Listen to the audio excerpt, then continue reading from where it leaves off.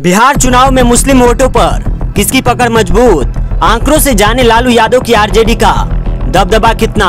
बिहार में होने वाले आगामी विधानसभा चुनाव को लेकर सभी राजनीतिक पार्टियां मतदाताओं को अपने पक्ष में करने के लिए पूरी ताकत झोंक रही है, लेकिन इसमें सबसे बड़ा सवाल यह है कि राज्य में मुस्लिम अल्पसंख्यक वोट किसके खाते में जाएंगे। बिहार की कुल आबादी में करीब 17% हिस्सेदारी मुसलमानों की है। साल 2022 में नीतीश कुमार की महागठबंधन सरकार की ओर से कराए गए सर्वे के मुताबिक बिहार की आबादी में मुस्लिम समुदाय का हिस्सा 17.7% है, जबकि 2011 की जनगणना में यह आंकड़ा 16.9% दर्ज किया गया था। 243 में से 87 विधानसभा सीटों पर मुस्लिम आबादी के वोट शेयर ज्यादा। बिहार की कुल 243 विधानसभा सीटों में से 87 सीटें ऐसी है जहां मुस्लिम आबादी 20% से ज्यादा है।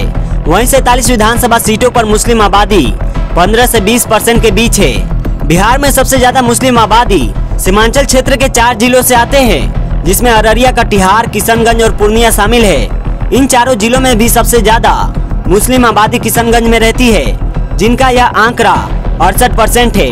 वहीं इसके बाद कटिहार से 44%, अररिया से 43% और पूर्णिया में 38% मुस्लिम आबादी है।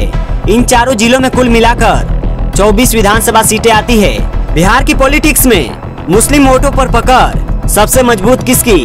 बिहार राज्य में पारंपरिक रूप से मुस्लिम वोटों का सबसे बड़ा हिस्सा लालू प्रसाद यादव की पार्टी राष्ट्रीय जनता दल आरजेडी को मिलता रहा है।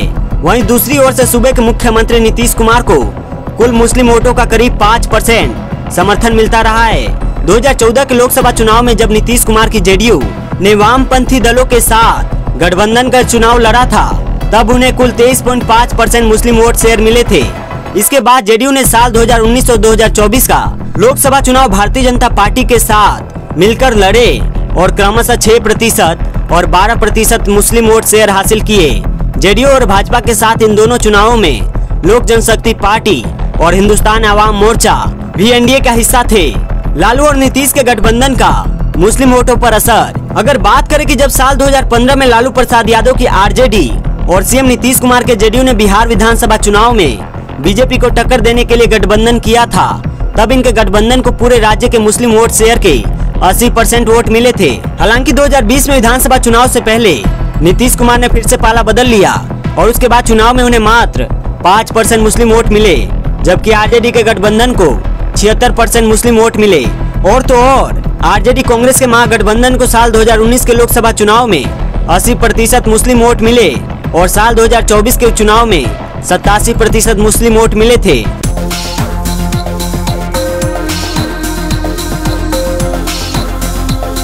पच्चीस साल तक खेलने के बाद टीम इंडिया के इस खिलाड़ी ने अचानक किया संन्यास का ऐलान। लिखा इमोशनल कर देने वाला पोस्ट। भारतीय क्रिकेटर अमित मिश्रा ने गुरुवार 4 सितंबर को क्रिकेट के सभी प्रारूपों से संन्यास का ऐलान किया। दिग्गज लेग स्पिनर ने भारत के लिए 2003 में डेब्यू किया था। वह 2024 तक आईपीएल में खेले। अमित मिश्रा ने लिखा, आज 25 वर्षों के बाद मैं क्रिकेट से संन्यास की घोषणा कर रहा हूँ। एक ऐसा खेल जो मेरा पहला प्यार, मेरा शिक्षक और मेरी खुशी का सबसे बड़ा स्रोत रहा है। अमित मिश्रा ने अपने रिटायरमेंट पोस्ट में आगे लिखा, यह सफर अनगिनत भावनाओं से भरा रहा है। गर्व, मुश्किलें, सीख और प्यार के पल। मैं बीसीसीआई, हरियाणा क्रिकेट एसोसिएशन, अपने कोचों, सहयोगी स्टाफ, सहकर्मियों और सबसे बढ़कर प्रशंसकों का तहे दिल से शुक्रगुजार हूं, जिनके विश्वास और समर्थन ने मुझे हर कदम पर ताकत दी। अमित मिश्रा ने अपना पहला अंतर्राष्ट्रीय मैच 2003 में साउथ अफ्रीका के खिलाफ खेला था। ये वनडे मैच था। इसके 5 साल बाद उन्होंने 2008 में टेस्ट और 2010 में T20 डेब्यू किया। उन्होंने अपने अंतर्राष्ट्रीय क्रिकेट में 22 टेस्ट, 36 वनडे और 10 T20 मैच खेले। इनमें उनके नाम क्रमशः 76, 64 और 16 विकेट है।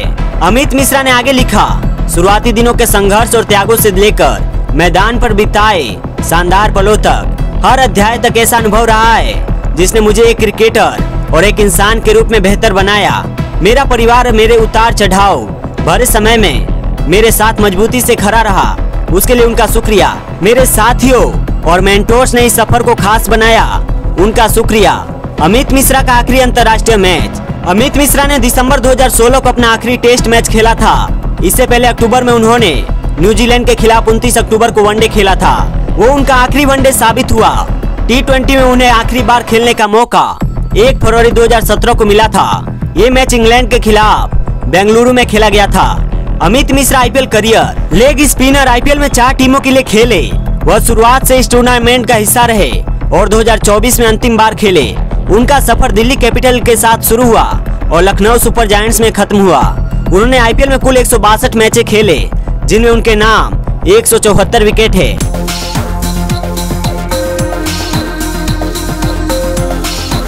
ट्रम्प को एक और मैसेज, पीएम मोदी नहीं जाएंगे अमेरिका, संयुक्त राष्ट्र की बड़ी मीटिंग से किया किनारा।